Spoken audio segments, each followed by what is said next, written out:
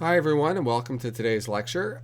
Today we're going to switch gears from talking about software process and its relationship to quality to talking about one of the most important topics in software quality assurance, which is testing. Um, I say most important because of the amount of money, the amount of time, and resources that are often spent on software testing as a means to ensure quality. Um, so let's actually kind of dive in a bit.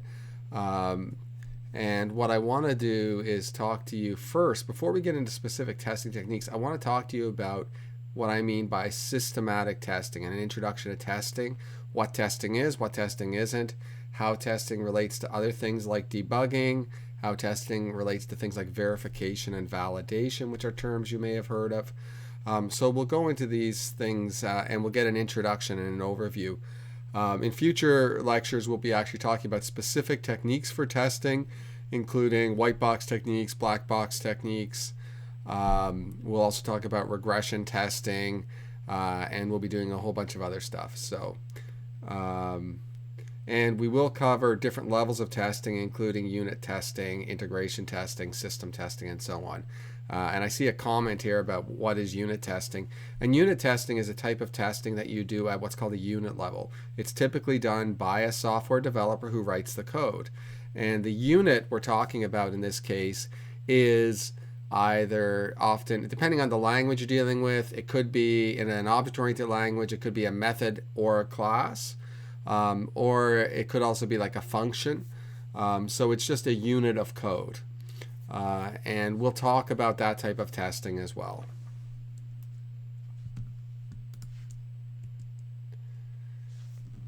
So, in covering the introduction to systematic testing, the topics that I want to do today, in addition to what I just mentioned about the different levels of testing, is I'm going to talk about what exactly is software testing, and I'm going to talk about the role of specification in testing, because it is a crucial part of it. So let's just get right into what is software testing. And when we talk about software testing, or testing in general, software testing or system testing, we're talking about testing as being the process of executing the software in a controlled manner to answer the question, does the software behave as specified? i.e., does it meet the specs? And if we're asking the question, does the software behave as specified, there's an implicit requirement there, which is that we actually created some specification, right? Now, there are cases where the test can also be the specification. For example, what we're going to be doing in our project is something called test-driven development. And in test-driven development, you create all your tests before you design or write any code. And those tests form the de facto specification for what is expected of the software. They include both positive and negative tests, which mean that they include tests for what kind of output the software should provide, and what kind of inputs should not be allowed, and how they should be addressed by the software in terms of responses. So that is basically what testing is. And the reason it's systematic is you need things in a controlled manner. Because if you just do ad hoc testing, you don't have any way of knowing, have I tested the right parts of the code? Are the tests I'm doing, if I used 100 random tests, is that as good as 100 tests that have been designed to provide coverage so that I execute every block of code at least once? I would argue that it's probably not. But if you don't have a systematic way of doing testing, you don't have a sense of how good your testing is. And the whole purpose of testing is to help you provide confidence that the software works as expected, i.e., that it behaves as specified. And if you don't have that intuition about the testing, then you can't provide confidence that the software will actually behave as specified when it's used in an operation by real users. And that's a problem. So, the other thing that sort of the idea of software behaving as specified is, in addition to having a spec, we also sometimes say, well, we imply that some property we wish to test for independent of the spec. So things like we want to test that all paths in the code are reachable, right? Every execution path through the code, or every unique execution path, independent, is reachable. Or we might say we want to test to make sure that, like I just mentioned, every block of code is executed at least once by a test case. These are sort of properties that are independent of the specification, but can give us some assurances about the coverage that testing has. Now, there's some views on coverage and its value in terms of finding bugs, in terms of providing confidence, and we can talk about that a little later. But historically and currently, coverage is something that is still considered to be a best practice when it comes to testing. The other thing I want to mention about testing before we get into some of the details is a couple of words that are often associated with testing. And I moved the wrong way. If you can see here, testing is often associated with two words, which are validation and verification. Does anyone know what the difference is between these two words?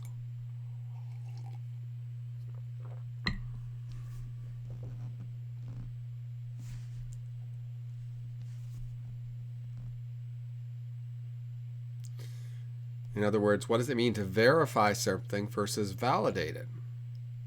Right? Well, not seeing anybody jumping up. They're not actually synonyms. They do have, in the context of software engineering and software development, they do have different meanings. And I'll explain to you how I view them and how I like to explain them on the next slide. So normally when somebody asks, well, what is the difference between verification and validation? It's really about a slightly different, asking a question in a slightly different way. So with verification, we're often asking, are we doing the job right? And when I say, are we doing the job right, that means, is the software conforming and consistent with the specs? Right? And that's what verification does. It tests that the software is consistent and conforms with the specs. Are we doing the job right according to how it's specified? Validation asks a different question. It says, are we doing the right job? And what that implies is that we're not actually testing if we're doing it properly according to how it's specified. It's really trying to answer the question of, is what we've specified what the user actually wants? So validation is validating that the software meets the needs of the user, whereas verification is verifies that the software is consistent with the specification. Does that make sense? Okay, great. And it's important to kind of distinguish those two things in my mind. And then you might wonder, well, what techniques can I use to verify? And are they the same techniques that I can use to validate? I.e., are the same testing methods applicable for both? And if you want to know, really how would you actually do this, I can tell you that for verification, you're primarily talking about testing. And testing is really the most useful method in verification, right? It checks the software against the spec. That's exactly what most black box testing techniques are doing. They are using the specification to create test cases that provide coverage of that spec to ensure the software behaves as specified.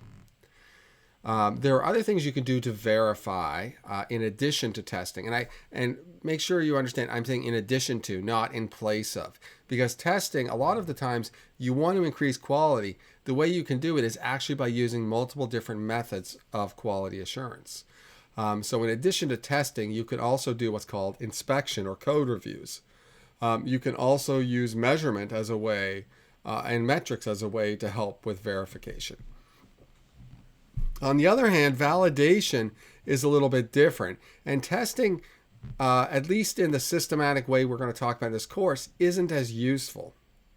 Although it can play a role, it is less useful. And when you're saying we want to check that what's being specified is what the user actually wanted, that usually involves reviews, So requirements reviews early on and discussions. It could involve meetings. It could involve user testing of a prototype or of different iterations of the product. So if you're doing the course on, for example, human-computer interaction, user testing might actually be an example of where you're actually testing with a user, not testing sort of automatically or systematically in the sense of what we're doing. That would be maybe much more applicable for validation than what we talk about in this course. But it's important to understand that verification and validation, although I've said versus here because, again, I was trying to explain the difference between the two, you often have to both verify and validate your software, right? It's not just enough to do one or the other. One isn't better than the other. One isn't more appropriate. So keep that in mind, that you need to do both verification and validation. So you need to think about how you can do that. Now, another two terms that people sometimes get confused about or have trouble articulating what the difference is the terms of debugging and testing. And first I want to mention that debugging is not testing. So you can think about debugging as the process of analyzing and locating bugs when the software does not behave as expected.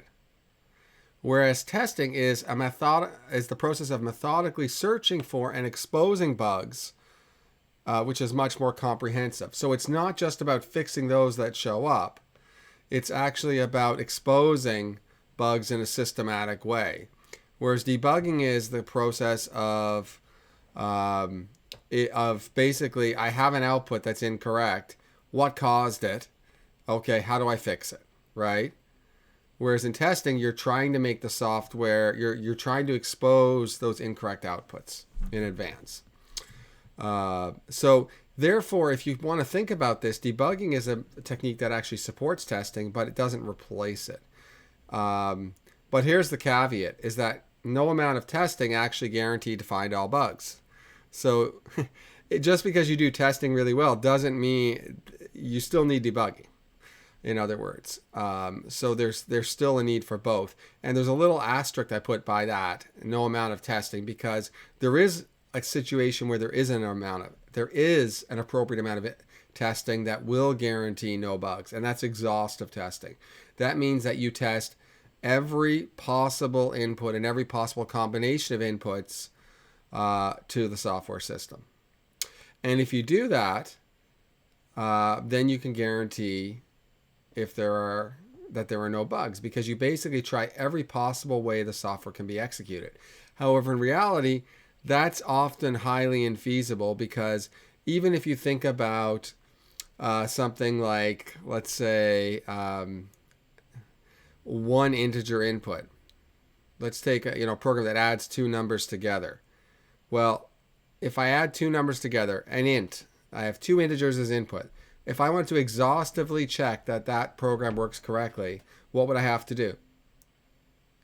I would have to take every possible value for the first number and add it to every possible value for the second number, right? So already the combination is probably going to be big, but how many values are there for each integer?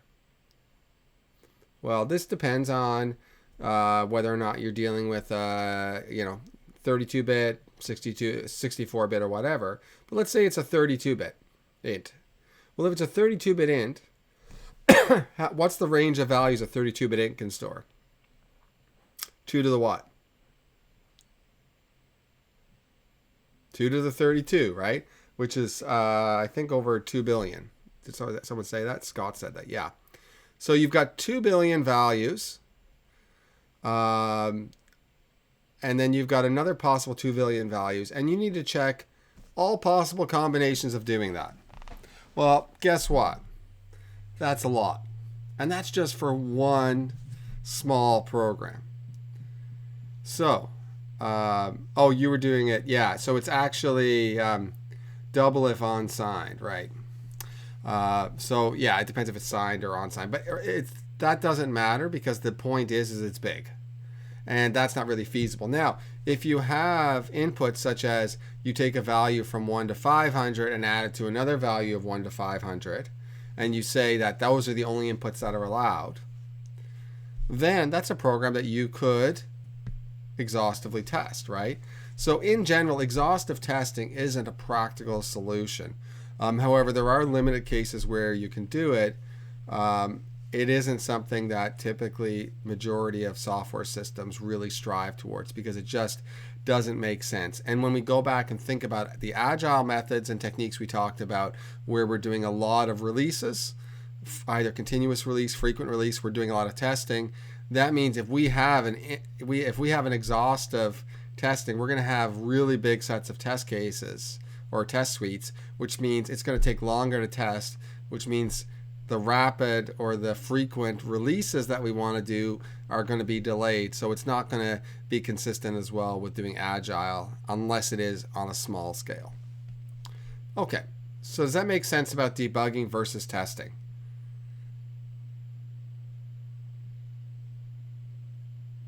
Cool. Okay, so it seems like people understand that. So now let's get into, now that we've kind of clarified the terms verification, validation, debugging, testing, and we've said what is testing, let's go from what is testing to what is systematic testing.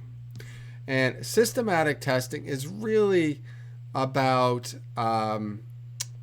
doing testing, that's, I don't say above reproach, that's the wrong term, but it's really about doing testing in a way that ensures you are following best practice. So it's the more you can do testing systematically, there are benefits to other types. So there's something called exploratory testing, and that we'll get into. But in general, having a systematic testing strategy that is augmented by other types of testing is really a good way of doing it. And if you remember, when we talked about software engineering and the definition of software engineering, systematic was one of the words we talked about, right? Systematic techniques and methods. So a system for testing is what we're really talking about here. And what that means is that we want to explicitly define how we do the majority of the main testing activities. So first and foremost, we need a system for how do we choose or create test cases that we're going to use in our system? How do we execute those tests and document the results? And when I say document the results, I mean we need a way of documenting whatever outputs or values that we want from the system that we want to then compare to potentially what the actual or expected outputs are to see if it's behaving correctly or not. And what we want to do as well is once we execute the test and document the results, those results have to be evaluated, as I just mentioned, against the expected values or against values from the previous version or something like that. And often that you want to do that automatically, or if possible, you want to do it automatically. And then lastly, we need a system for deciding when we're done. How many tests are enough? When do we stop executing and evaluating tests? When do we repeat our testing procedure? And in general, we do systematic methods as a replacement for exhaustive testing, which isn't feasible. And this is one of those things too, where when we do systematic testing, we often will take a particular perspective or point of view to help us decide how do we create tests, how do we know when we have enough tests and decide when we're done and so on. And this is often called the test criterion. Okay, so for example, we might say, we want to create a set of tests that make sure every decision, every if statement gets executed as either a true or false. Okay? That could be our test criterion, that we want to do what's called branch coverage or decision coverage. Okay? So this is a little bit about systematic. Now, I mentioned as well that what you're doing with testing, because it's related to verification primarily, and verification is related to making sure that we're doing the job right, meaning we are doing what's specified. It's important as well that we understand the specifications we'll need in order to do different types of testing. Now, at the beginning of the lecture, somebody asked me about unit testing. And one of the questions, I guess I kind of glossed over this part of it, but is what specification do you need to do unit testing? What information do you need to create unit tests? What information do you need to create system tests? So this is what I mean when I talk about specification and the role it plays. So if we kind of take a look at the role of spec and the need for it, what we're actually doing is we're actually interested in understanding the different types of specification that are used with different types of testing.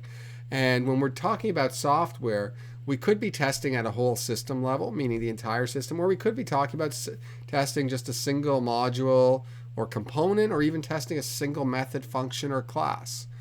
And depending on how big or complex the system is, or the software, we actually could have anywhere from just a single page specification for the software to a whole bunch of very complicated documents with using UML or other techniques. So the amount of spec can vary based on the system and its complexity, and the level that you're doing testing at can vary as well. So with that in mind, let's look at some of the levels of specification. So there's 3 levels of spec that I'm going to focus on for the types of tests we'll talk about today and the levels of testing. The first one is what we call a functional specification or requirements. Okay? Now, there are situations where you may not fully have this, or where the test might actually be it, such as in test-driven development. But if we're not doing test-driven development, typically you'll have some sort of requirements document, which will say, what is it the system is supposed to do? What behavior is expected of the system, right? So the requirements spec or functional spec will say what the system should do, what it shouldn't do, and it may even include some constraints. So it may even include information like, if you're talking about, say, there's data is transferred between 2 components, it might actually say, and the link, between these components is restricted to this amount of data flowing per second. So now you have to make sure that you're below that data. Or it might say the server that this system runs on has a maximum of this amount of memory. So you can never utilize more memory than that. So sometimes it can include those types of constraints as well. Or it might be this software has to run on this device, right? It has to be able to run on an Android tablet and an iPad. Or it could be that you say something like the software has to be, and this is, it could even be like sometimes, even though it's a functional spec or requirement, it could actually be some other information like the banking, in a banking situation, the software has to be written in C or has to be written in Fortran, cannot be written in Java, for example. And that might be related to the functional spec as well. So sometimes there's different types of constraints. But in any case, so you have a functional spec which says what the software should do and what it shouldn't do. You also have a design spec or a high-level design spec. And what this specification is doing is once you have your functional spec, it describes the architecture, how the system is going to be implemented. And it'll include information about the different components or modules in the software and how they actually are related. May include information about how they're connected, about the information that's communicated between them, a variety of things. And then lastly, there's also going to be a detailed design spec or multiple detailed design specifications. And that's where every component or part of that architecture from the high-level design spec, that each of those components have their own specification, which shows how they are actually built, usually down to the code units. So this could be something like, it could be a UML class diagram. It could be a first API specification. Sometimes it varies how this is done, but usually it will include all the information about the necessary, if it's object-oriented, classes, methods, what parameters those methods have, what outputs they're expected, and so on. And that's the detailed design spec. I know I made a comment about, constraint may be written in Fortran, and somebody wrote Fortran, no thanks. But one thing I will mention is that there's a lot of software actually out there in the world that's existed probably since before a number of you were born. And those are called legacy systems. And that software exists and has been tested for many years and is viewed to have very high quality because of the degree to which it's been tested. And often those systems are maintained in those original languages rather than being rewritten, because if you rewrite them, you lose the confidence that you've had in years of testing them. So I see that you say you know that, but anyway, that's fine. So that's good for anybody who didn't know it. Okay, and then in terms of the levels of testing, so there's the specification levels, and they actually correspond to different test levels. So in our case here, unit testing, if you think about that, that's actually the lowest level testing. That's where we're testing or verifying that an individual method or class typically meets the needs or meets a detailed design spec. Okay? So that's what the unit testing is, testing a unit against the detailed design spec information. Then what we do is when we take components and we fit them together either into subsystems or whatever, we have to do integration testing to verify that two components that have been written and tested independently work together as indicated in the larger high-level design spec. So we use that high-level design spec and the corresponding architectural elements in it to help us to do integration testing. And lastly, when we fit all of our components and all of our subsystems together to build the entire system, then we do system level testing. And this is testing that verifies the product functions as specified in our requirements doc or our functional specification document. So unit testing of individual methods, classes, or even components, I guess, or modules, uses the detailed design spec. Integration testing relies on the high-level design spec, and system testing relies on the requirements document or functional specification. And those sort of are the three levels of testing that correspond to those three levels of requirements. Now, there's also an additional level of testing that's often done that doesn't relate to any of the specifications and specification levels, and that's what's called acceptance testing. And acceptance testing is actually testing that's not about verification like the other three types of testing, but it's about validating that the software meets the intentions that the customer actually wanted. So it validates that. So acceptance testing is typically a way to validate that the customer's needs are met. And that uses the customer's knowledge and insights as opposed to the specification or any specification to do verification. It's validating against the customer, acceptance testing. Any questions about those levels?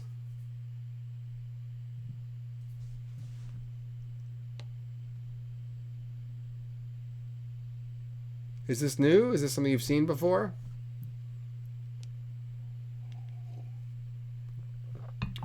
New to you? Yes, you'll be tested on it. And we'll talk about when the first test will be shortly. But it will actually, I can tell you right now, it'll be next week, but I'll post the information. So it's new to a lot of you. Okay, so if you do have questions, you can ask now once you rewatch the videos. If you have a question, feel free to contact me. You can either do that through our course Slack, or you can as well ask in class or during office hours. So here's something else that I wanted to mention here, which is tests as goals.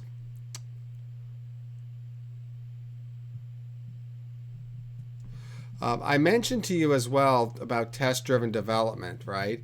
And I just wanted to make that clear and include that in the slides. So rather than take the approach of writing a level of spec followed by writing a test for that level, right? Which is 2 steps for each level. Test-driven development speeds it up by making the tests themselves the specification. typically in test-driven development, it's key that you do the testing before you do any implementation or whatnot. And it's also important that the tests are done without knowledge of how the software is implemented. So if you, for example, already have a rough idea of how you're going to build the software, and then you use test-driven development, your knowledge, even if you haven't written it down, but your ideas about how you're going to implement that software may bias the tests, where you make assumptions in creating the tests that are based on your ideas or understanding of how the software system will end up working. So with that in mind, it's really important that test-driven development, that the tests are done independent of the software. So here's a kind of a nice thing, though, is that it also means that you don't necessarily need the same person who wrote the test to be the person who writes the code either. So just as a comment there. Okay, so that's a little bit about test-driven development. And then another thing is about how we use tests, okay? And this is more about the process. Remember I talked about how we need a system for creating tests, we need a system for executing them and recording outputs and then results, one of evaluating results and one of knowing when we're done testing. Well, it turns out with every test, when we're actually doing testing, there's sort of a process that we always follow, okay? When a test fails, what does that mean, do you think? If I run the test and it gives me the incorrect output, or not what's expected, what does that mean?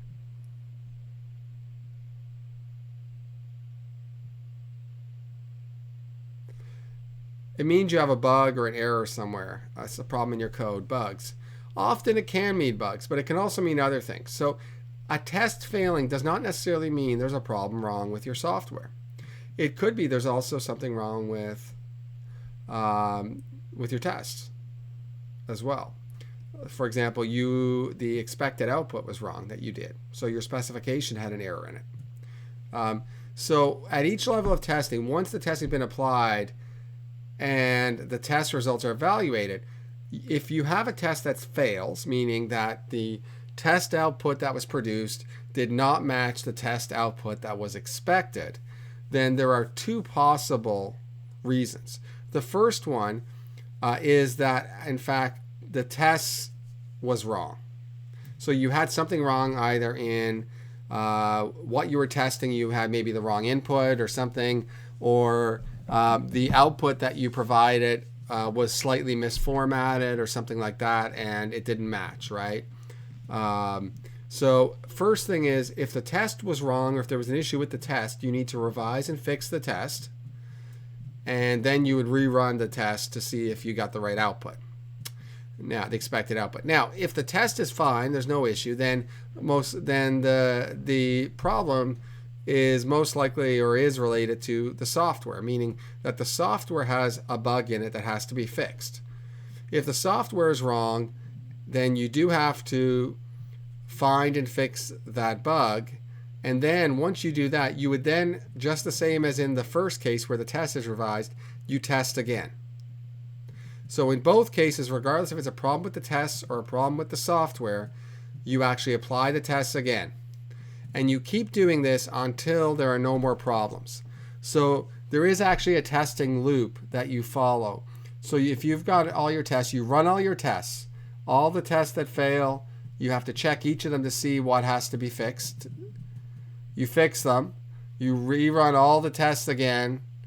You check again, whatever isn't working, and you fix. And you keep this repeating this process of iterating over your tests as you fix bugs until you get to a point where all your tests pass.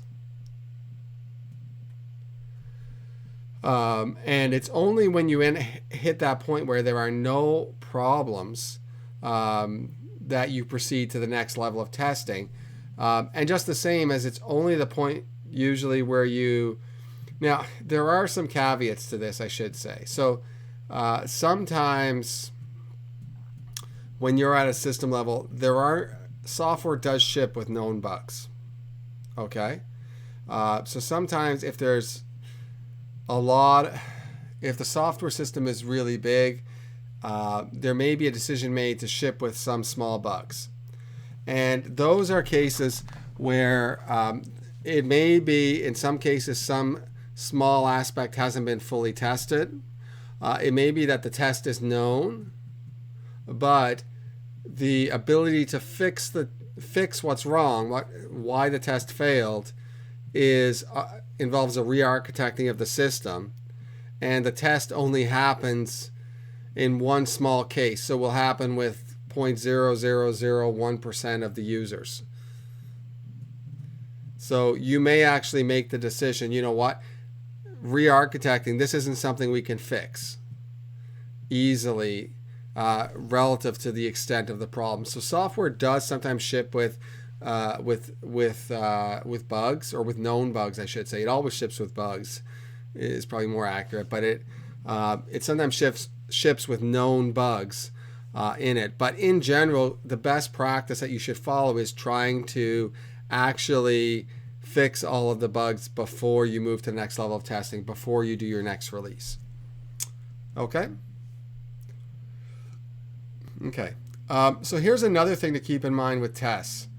So just like when we talked about the process for software development, we talked about the later stage after you release a software and make it operational.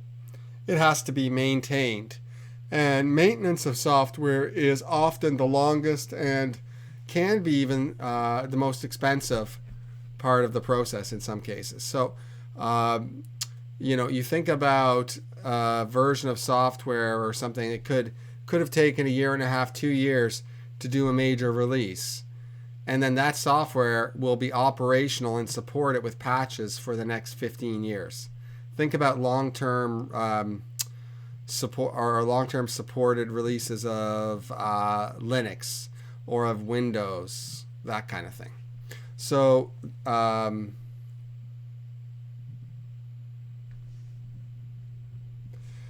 so that is something to keep in mind. And while you're also doing that, one of the challenges in maintaining software that you also have to think about is maintaining the tests that correspond to the software. Okay?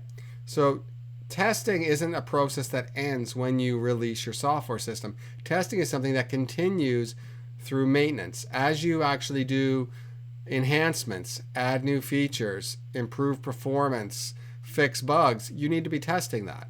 And there's a type of testing called regression testing, which we'll learn about later, which plays a big part in software maintenance and evolution.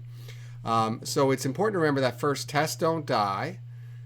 They don't end when the software is accepted by the customer. You must continue to use those tests throughout the whole life cycle of the software. And that often also means adding new tests when new functionality is added, removing tests when functionality is removed, updating, modifying, extending tests as code is updated and modified, and so on. And so part of this means that you have to maintain the tests as the system continues and is utilized, because otherwise you'll get bloat in your tests, you'll get too many tests, and your testing will slow down. So that's why it's important to maintain your tests. And automation plays a large role in testing, and part of that is to make it practical to continue testing so that you can have testing happen at a frequent amount of time, as well as have testing happen at a significant scale where there are a large number of tests. So just a little comment there that maintaining your tests is almost as important as maintaining your software. And if you don't do it properly, you'll actually end up seeing, I guess, the consequences of that choice end up in your software releases as well. Okay, so that actually, it's a bit of a shorter lecture today. That sort of concludes the introduction to systematic testing. What we've talked about today is how testing is primarily addressing verification, which is related to specification. And we also learned about the difference between verification and validation, debugging and testing. We also learned that testing is done at several levels, and levels of testing correspond to levels of specification. Functional specs correspond to system level testing. High-level design specs correspond to integration testing, and detailed design specs correspond to unit testing. We also talked briefly about how acceptance tests aren't related to specification, but instead related to validating the user's needs are met. And we talked a little bit about test-driven development, and we talked about maintaining tests over the lifetime of the software system. Next time, we're going to go into a little more detail on how to actually do test planning, and before we move on to talk about specific testing methods. Before I end, I see a couple of questions that have shown up in the chat while I was talking, so I'll try to address those. The first question is there a smart way to scale the loss amount for releasing a software without some testing?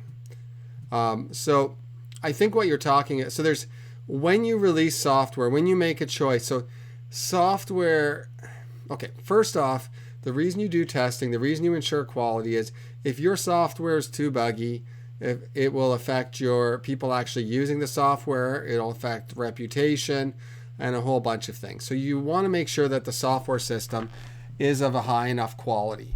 Now, when you are actually have the mechanisms in place to test your software and make sure it's of high quality, you also want to make sure you want to fix as many of those bugs, hopefully all of those bugs, before any release. If you have a situation where you have a known bug, right, that happens infrequently, or a test fails, but it fails infrequently, and you know it's a very minor situation that is not a critical part of the system or only impacts a very, very small percentage of the users, you may make the decision, just simply because of resources, you will make the decision to prioritize other more critical or severe bugs over trivial bugs that are less impactful, right? So the reasons, I guess what you want to do when deciding that is you want to always minimize the impact that bugs have that are known in your system if they're still there when they're released. That means impact in terms of the number of users who encounter them. It also means impact in terms of the severe outcomes, right? A bug that crashes your software and all your data is destroyed, not so good.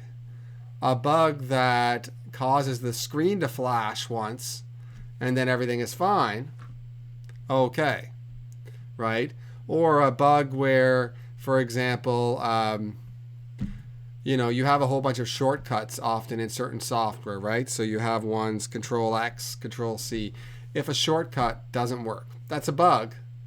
But the shortcut not working, somebody can still go to the menu and choose that option, right? So that bug, the shortcut not working, isn't something that is going to cause it's going to be annoying for some users who love using their keyboard and don't want to use the mouse and that. But in the end, that's the kind of bug that, you can live with a little bit existing in the wild versus a bug that causes a more substantial impact to the user. For example, making the software operational, causing it to crash, that kind of thing, or break the system. So I guess that would be my answer to that question is the smart way of doing it is actually doing what's called bug severity triaging, where you'll know that the bugs that you're talking about are minimal impact bugs. Yeah, and there's a comment here about dependencies and how sometimes when you fix bugs, it causes other bugs because updates need updates. And that's often why we do that testing loop I mentioned, right? Once we fix a bug, we run the tests again because the fix we did may actually break something else, and we don't know. And so you want to make sure that everything works. So just because you fix the bug, you don't just say, oh, it's fixed, I'm moving on and releasing. No, you test again to make sure it now works. And every other test now works. And that seems to be all the questions. Are there any other questions before we end about systematic testing?